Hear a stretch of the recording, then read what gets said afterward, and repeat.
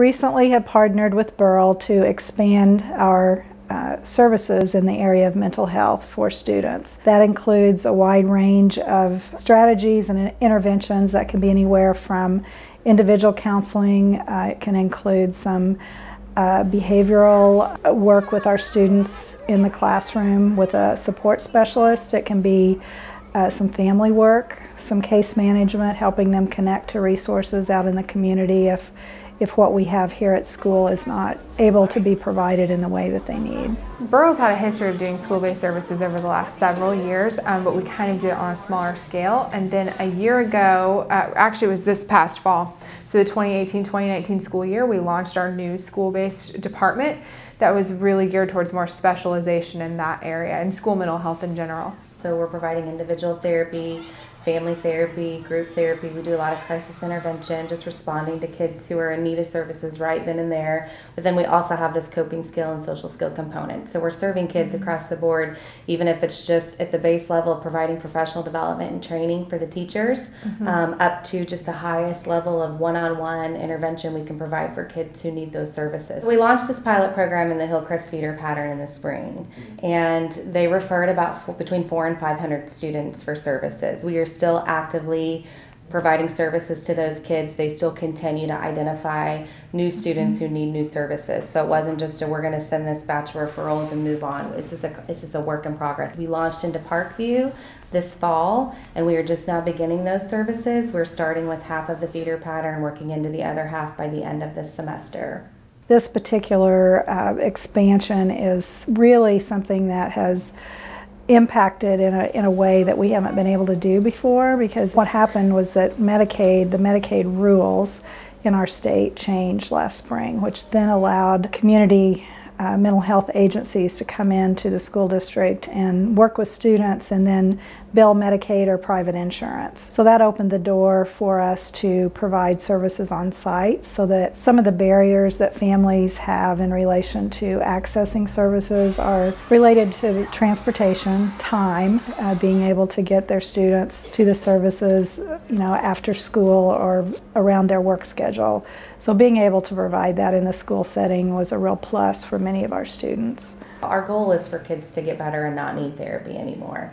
So our intent would be to identify them early instead of waiting until they're in the 8th grade, 9th grade, 10th grade. Start meeting their need when they're starting to display these symptoms young, to where hopefully they're going to be able to get the intervention and the therapy they need and graduate from therapy, no longer continue to need our services. However, if there is a kid who's going to transition from elementary or to middle school or to high school, or they have siblings in those older buildings, we are going to continue to meet those needs and provide those services for them. And then through having it embedded throughout that whole continuum, right, early childhood up through high school, even those students who get those early interventions in the elementary years, if years later, sometimes there might be some situational things that come back up, or they may start to experience those symptoms again, then it's already embedded and ingrained in the culture of that school, which is the really cool thing about this type of work, is that years later, we're going to be able to, with these students, start demonstrating a need again, we can just wrap them with support. Most of the time we were working with parents who've been looking for services, looking for help for their kids for a long time.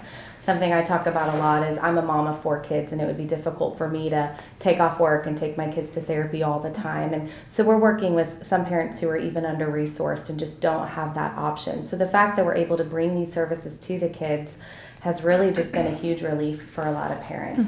Most parents that we're working with are just really eager and anxious to get their kids some help and are open to whatever suggestion we have, and just thankful that we're actually opening up access and bringing services to kids. And that's really what drives this department, is that access point. And so what we found through these school partnerships is that when you bring that access to care at a local level, and we're not expecting individuals, if you need help, you have to come to us to get it.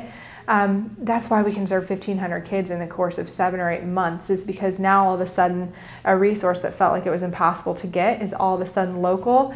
It's easy to access, and then you have the schools on board to help navigate that process as well. So it's been really effective. So a licensed counselor is going to be the individual who will be using different therapeutic modalities to really dive deep, right, and kind of unpack the mental health issues that these students may be experiencing. Whereas the school-based support specialists are going to be more skills training focused. And so some of the skills that we might take for granted every single day, some of our youth need support in in acquiring those skills. So how do you have the confidence to ask a question in class or to ask for support? How do you introduce yourself to someone? How do you use deep breathing or manage your anger, get organized? These are just a few examples of a lot of different ways that these school-based support specialists really jump in and support the students, but then they also support the teachers, right? So they can come back and say, hey, here are some of the things that might help this student thrive more in the classroom. So after talking with a lot of school counselors, what I've learned is that they typically can only spend about 20 or 30% of their time actually providing counseling services to kids.